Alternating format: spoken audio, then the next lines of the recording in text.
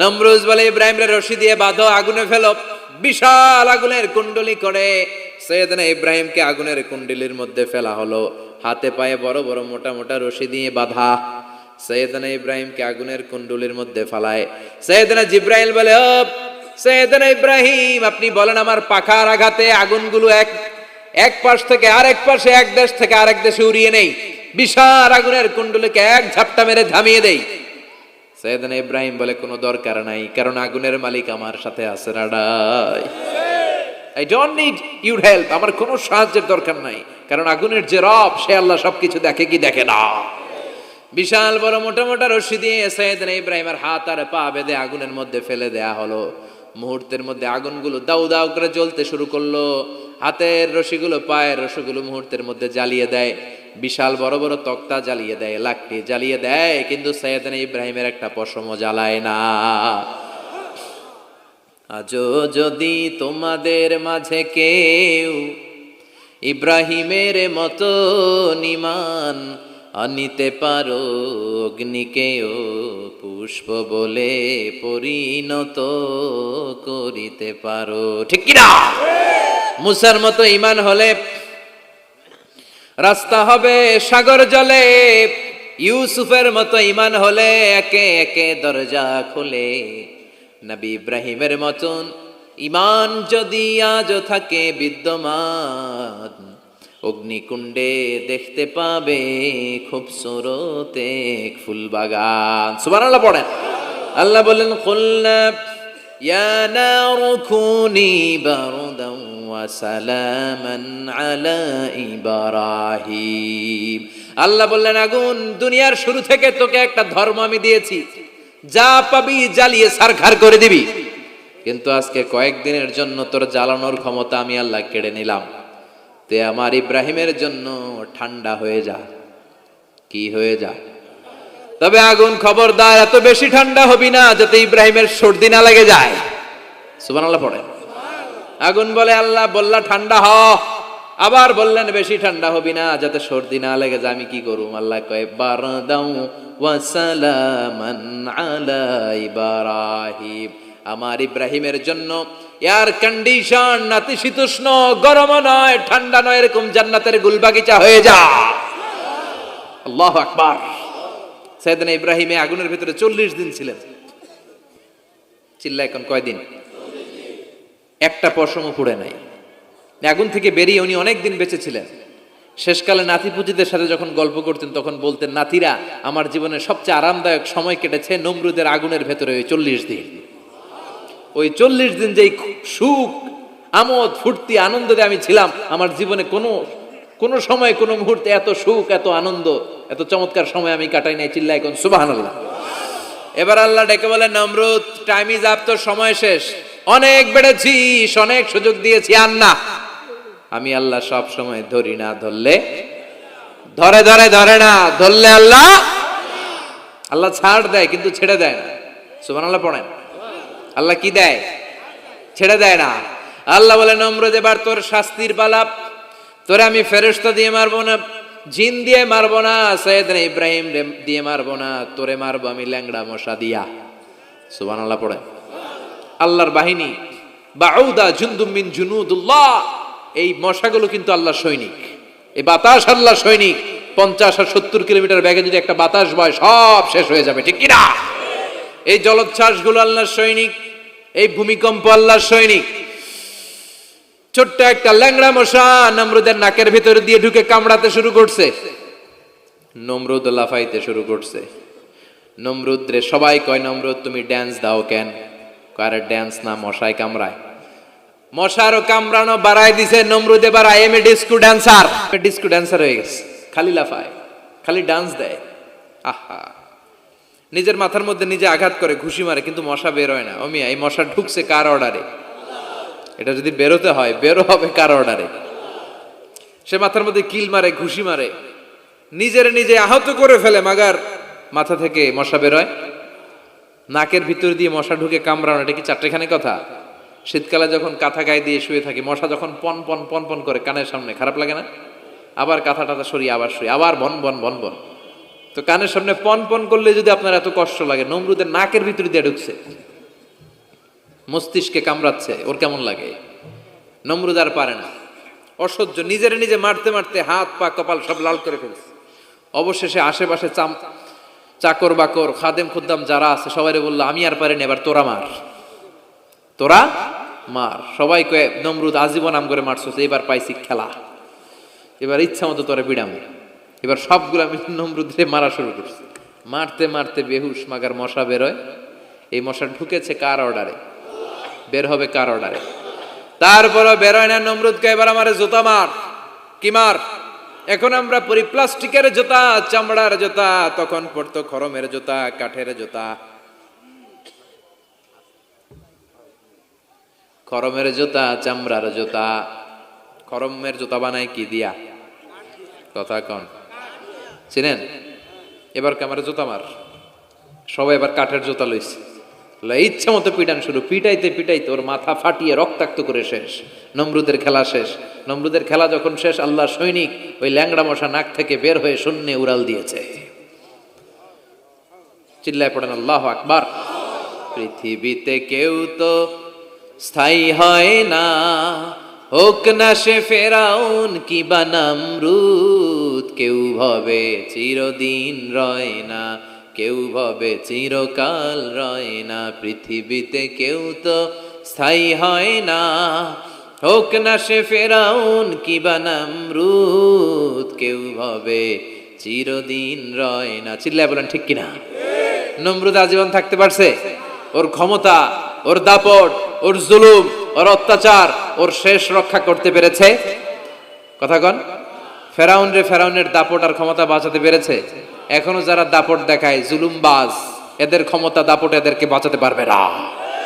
বাঁচানোর মালিক একজন, চিল্লায় বলো তিনি কে? এজন্য আল্লাহ ডেকে বলে, গোলাম ইব্রাহিমের জীবনেতে তোমাদের জন্য শিক্ষা আছে, শিক্ষা আছে ইব্রাহিমের জীবনের জন্য। ও নবী, আমি এই কিতাবকে আপনার কাছে পাঠিয়েছি অন্ধকারচ্ছন্ন মানুষগুলোকে অন্ধকার থেকে আলোর দিকে নিয়ে যেতে। এই কোরআনের ভেতরে আলো আছে না নাই? সবকিছুর সমাধান আছে না নাই? সমাধান চাও যদি জীবনে, মরণে ফিরে যাও, খুঁজে নাও, চোখ রাখো কোরআনে। সুবহানাল্লাহ পড়েন। চোখ রাখবেন কোথায়?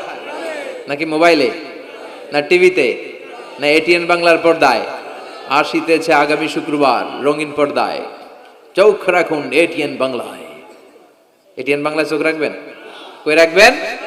সমাধান চাও যদি জীবনে, মরণে ফিরে যাও, খুঁজে নাও, চোখ রাখো কোরআনে। ঠিক কিনা?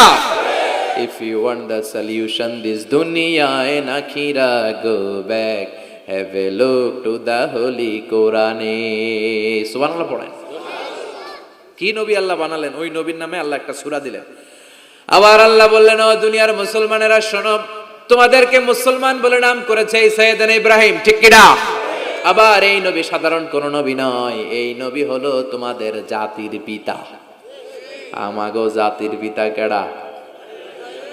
কথা কন আরো জোরে, সবাই মিলে বলেন, মিল্লাতা আবিকুম ইব্রাহিম হুয়া সাম্মাকুমুল মুসলিমিন। মিল্লাতা আবিকুম ইব্রাহিম, তোমাদের জাতির পিতার নাম, আমাদের জাতির পিতার নাম ওয়া সাম্মাকুমুল মুসলিমিন, তিনিই তোমাদেরকে মুসলমান নামকরণ করেছে।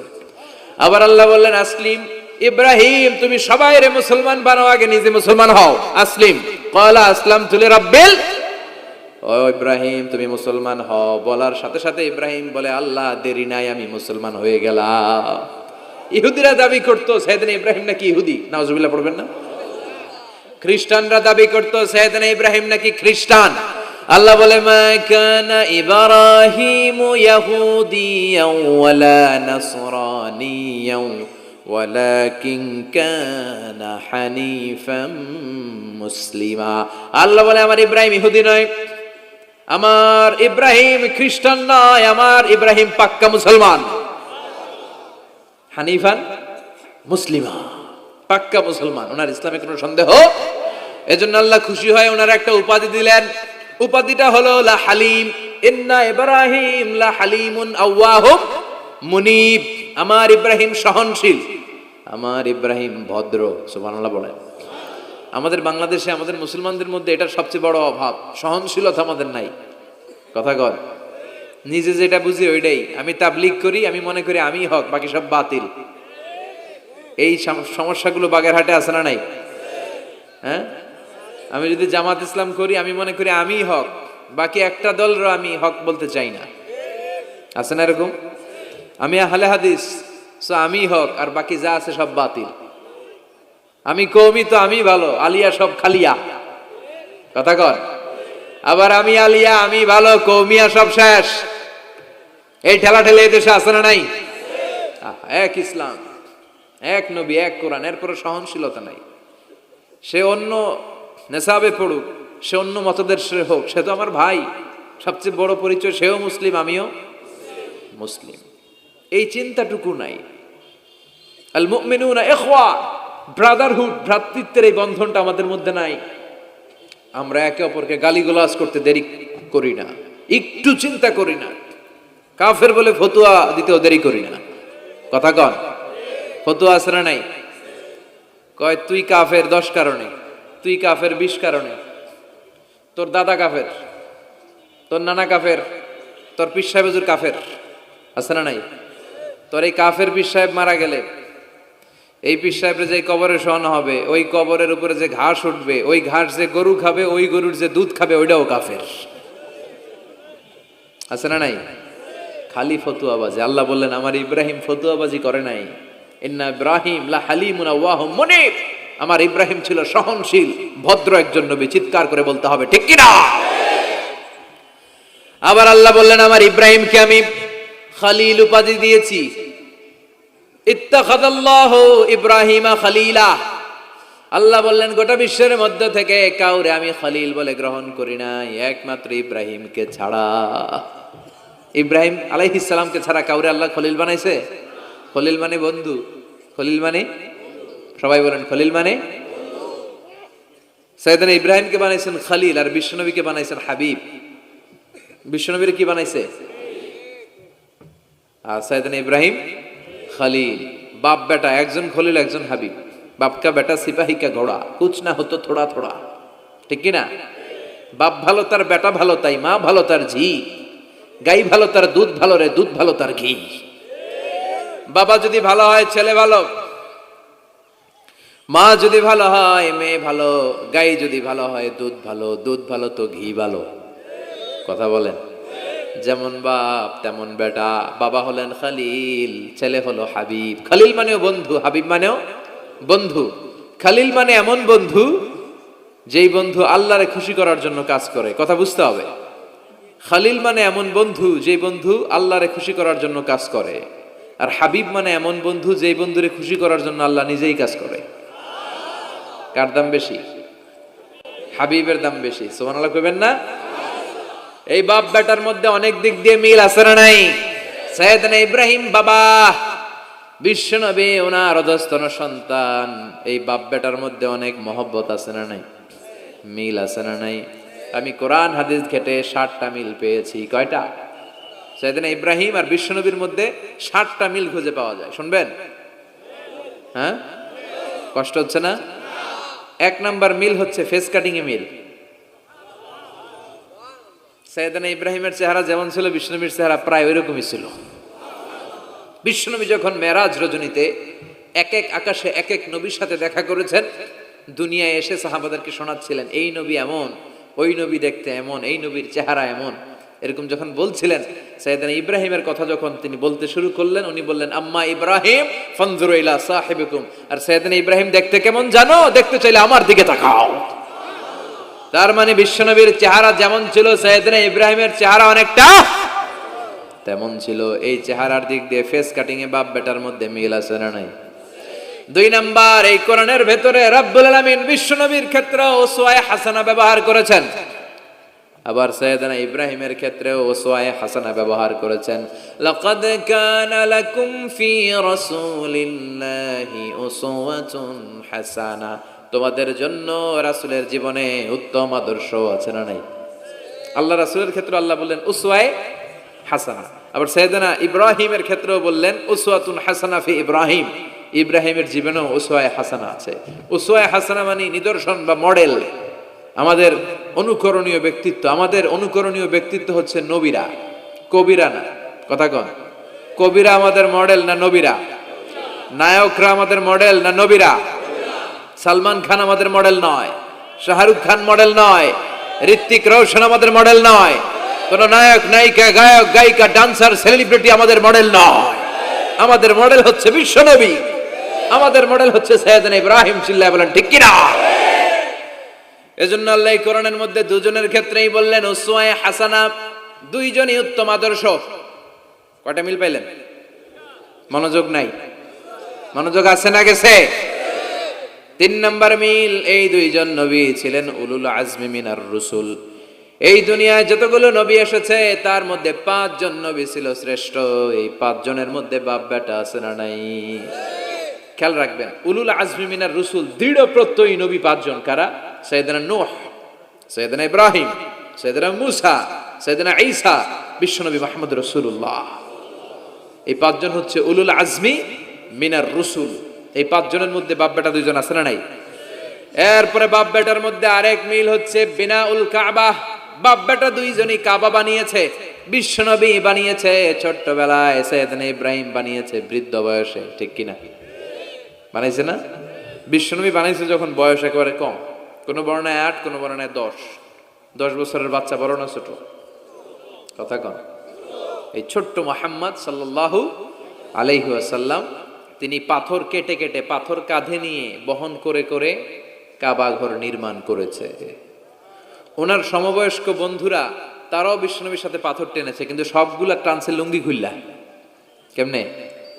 কথা কন। ছোট বাচ্চারা লুঙ্গি খুলে ফেলে না? সবাই লুঙ্গি খুলে লুঙ্গি ভাঁজ করে কাঁধের মধ্যে রেখেছে। এরপরে কাঁধের উপর পাথর নিয়ে পাথর টেনেছে যাতে কাঁধে ব্যথা না পায়। কিন্তু বিশ্বনবী তো লুঙ্গি খোলে না। সুবহানাল্লাহ পড়েন। বিশ্বনবীর লজ্জাস্থান কেউ দেখে নাই। হালিমাতুস সাদিয়া, বিশ্বনবীর দুধমা, উনি বলেন এই কোরাইশি মুহাম্মদকে আমি 5 বছর ঘরে রাখলাম, পাললাম। এই 5 বছরের জন্য এই ছোট্ট মুহাম্মদ একবারও কাঁদে নাই। ক্ষুধা লাগলেও কাঁদে না, ব্যথা পেলেও কাঁদে না। শুধু লজ্জাস্থানের জায়গা থেকে কাপড়টা একটু সরে গেলে চিৎকার দিয়ে ওঠে। কি নবী ছিলেন, কি লাজুক ছিলেন। আল হায়া ও শুবাতুম মিনাল ঈমান, এই লজ্জা ঈমানের অঙ্গ। এখন আমাদের মধ্যে লজ্জা শরম নাই। নারীদের পোশাকের বেহাল দশা। মশারি কি পাতলা, এর চেয়েও পাতলা। কথা কন। আমার বোনেরা, এই হেজাব ছেড়ে দিয়েন না, নেকাব ছেড়ে দিয়েন না, ওড়নাগুলো ছেড়ে দিয়েন না। এগুলো আপনাদের সম্মান, এগুলো আপনাদের মর্যাদা। এই হেজাব আপনার অধিকার, হেজাব আপনার অহংকার, হেজাব আপনার আভিজাত্যের প্রতীক, হেজাব আপনার রুচির প্রতীক। আপনি কতটুকু রুচিশীল, আপনি কতটুকু ভদ্র মার্জিত ডিসেন্ট ম্যানারে আপনি চলেন, এটা প্রমাণ করে দিবে আপনার হেজাব, আপনার পর্দা। চিল্লা এখন ঠিক কিনা? যারা নারী অধিকারের কথা বলে এরা নারীদেরকে ঠকায়। যারা নারী আন্দোলনের কথা বলে এরা নারীকে বিজ্ঞাপনের পণ্য বানায়, এমনি বেশকি মেরা থাকে। উলঙ্গ, নেকেড, এরকম নারীদের দেহকে প্রদর্শন করে। এরা নারীকে ভোগের পণ্য বানায়, বিজ্ঞাপনের সস্তা পণ্য করে, রূপালী পর্দায় উলঙ্গ করে উপস্থাপন করে, আর সুযোগ পেলে ধর্ষণে সেঞ্চুরি করে। এদের ঘরেই নারীরা বেশি নির্যাতিতা। দেখবেন এদের ওয়াইফ নির্যাতিত হয় এদের দ্বারা, এদের ঘরের কাজের মেয়ে নির্যাতিত হয় এদের হাতে।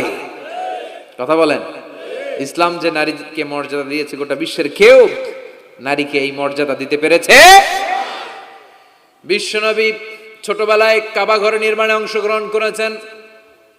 10 বছর বয়সের মুহাম্মদ অন্যান্য সাথীদের সাথে পাথর টানে, সবাই লুঙ্গি খোলে কাঁধে রেখে, তারপরে পাথর টানে। বিশ্বনবী পাথর টানে লুঙ্গি না খোলে। সুবহানাল্লাহ। বিশ্বনবীর চাচা আবু তালেব বলে, এই ভাতিজা মুহাম্মদ করো কি? সবাই লুঙ্গি খুলছে, তুমিও খোলো। বিশ্বনবী কেন? আমি খুলুম না। বিশ্বনবী বলে খুলবো না। আবু তালেব বিশ্বনবীর লুঙ্গির গোছা ধরে টান মারছে খোলার জন্য। টান মারার আগে বিশ্বনবী বেহুশ হয়ে জমিনে পড়ে যায়। ওনার সিক্রেট অর্গান, লজ্জাস্থান কেউ দেখে নাই। সুবহানাল্লাহ পড়বেন না? তার মানে উনি কাবা ঘর নির্মাণের কাজ করেছেন ছোটবেলায়, আর সাইয়েদনা ইব্রাহিম করেছেন বয়স্ক হয়ে। সুবহানাল্লাহ কইবেন না? এরপরে আরেকটা মিল হলো বাপ বেটা দুজনে হিজরত করেছেন। বিশ্বনবীও হিজরত করেছেন, সাইয়েদনা ইব্রাহিমও। বিশ্বনবী হিজরত করেছেন মক্কা থেকে মদিনায়। সৈয়দনা ইব্রাহিমের জন্ম হয়েছে ইরাকের বাবেল নগরীতে। তিনি বাবেল থেকে হিজরত করে ফিলিস্তিন, ফিলিস্তিন থেকে মিশর, মিশর থেকে সৌদি আরব, ওখান থেকে মক্কা থেকে আবার মিশর, আবার বাবেল। সুবহানাল্লাহ। গোটা বিশ্বের সব আল্লাহওয়ালাদের, ইসলাম প্রিয়দের, ইসলামের পক্ষে শক্তি যারা, তাদের একই নমুনা, নিজ ঘরে পরবাসী, নিজ এলাকায় পরবাসী। হকের কথা বলার কারণে নিজ এলাকায় তারা থাকতে পারে না, নিজ ঘরে ঘুমাতে পারে না, বাধ্য হয়ে অন্য জায়গায় গা ঢাকা দিয়ে চলতে হয়। চিল্লা এখন ঠিক কিনা? বিশ্বনবীর জীবনে যে ঘটনা, সৈয়দনা ইব্রাহিমের জীবনে একই ঘটনা। হিজরত করেছে, আল্লাহ বলে ওয়ালা তাহিনু ওয়ালা তাহজানু, ভয় নাই, চিন্তা নাই, আনতুমুল আ'লাউনা ইন কুনতুম মুমিনিন, বিজয় তোমাদের হবেই যদি তোমরা মুমিন হও, যদি তোমরা, তবে ঈমানটা হতে হবে পাক্কা ঈমান। ঈমান ঈমানে পার্থক্য আছে না নাই? কথা কন। যে ঈমানে প্রয়োজনে জ্বলে ওঠে না, যে ঈমান সত্য ন্যায়ের কথা বলে না, এরকম ঈমান আছে না নাই? পাপ দেখবে, অন্যায় দেখবে, কোনো কথা কয় না। নিজের মেয়ের বয়সী একটা মেয়েকে কিছু বখাটে ছেলেরা টিস করে, কিচ্ছু কয় না, পাশ দিয়ে হেঁটে চলে যায়, এরকম ডাকাত আছে না নাই? যে ঈমানে প্রয়োজনে জ্বলে ওঠে না, যে ঈমান সত্য ন্যায়ের কথা বলে না, যে ঈমান বাস্তবে নাই, যে ঈমান অন্তরে নাই, মুখে শুধু ফাঁকা বলি, কি করে তারে বলো ঈমান বলি, কি করে তারে বলো ঈমান বলি, কি করে তারে বলো ঈমান বলি। আছে না নাই? যে ঈমান দিন কায়েমের আন্দোলনের ধার ধারে না, যে ঈমান লেবাসধারী কোরআন হাদিস তাও পড়ে না, যে ঈমান খাজার নামে মাজার গড়ে ফুলুস কামায়, এলাকায় তো নাই না? হ্যাঁ, যে ঈমান শিরকিয়াতের আমল করে ভীত না হয়, যে ঈমান ঈমানে ভুলে নাস্তিকতার মঞ্চে ওঠে, যে ঈমান বাতিল মতের দোসর হয়ে ফায়দা লুটে, যে ঈমান শুধুই কেবল খায় দায় আনন্দ করে, যে ঈমান দেখে না যে ফিলিস্তিনে ভাইরা মরে, যে ঈমান ময়দানে নাই, যে ঈমান বাস্তবে নাই, মুখে ফুটায় ফাঁকা বলি, কি করে তারে বলো ঈমান বলি, কি করে তারে বলো ঈমান বলি, কি করে তারে বলো ঈমান বলি। ঠিক কিনা? ঈমান ঈমানে পার্থক্য আছে। আপনারও ঈমান, আর যারা এই ঈমান রক্ষার জন্য জানবাজি রেখে ইসলামের কথা বলে, তার ঈমান ও ঈমান পার্থক্য আছে না? সাইয়েদনা ইব্রাহিম হিজরত করেছেন, বিশ্বনবীও হিজরত করতে বাধ্য হয়েছেন, তার মানে হিজরতের দিক থেকে মিল আছে না নাই? এরপরে বিশ্বনবী মুসলিমের বর্ণনায় বলেন, ইন্নী হারামতুল মদিনা কামা হারামা ইব্রাহিম মক্কা, আমি হারাম করছি মদিনা, সাইয়েদনা ইব্রাহিম হারাম করছেন মক্কা। মক্কা মদিনা দুইটাই কিন্তু হারাম, জানেন? মক্কা মদিনার চারদিকে হুদুদুল হারাম আছে, হারামের বাউন্ডারি। এই জায়গায় মারামারি করা যায় না, কিলাকিলি ঘুষাঘুষি কিছু করা যাবে? হত্যাকারীও যদি এই হুদুদুল হারামের ভিতরে ঢুকে, সৌদি পুলিশ ওখানে ওরা অ্যাটাক করতে পারবে না, ওরা ছলে বলে কৌশলে হুদুদুল হারামের বাউন্ডারির বাইরে আনবে, এরপরে মারিস।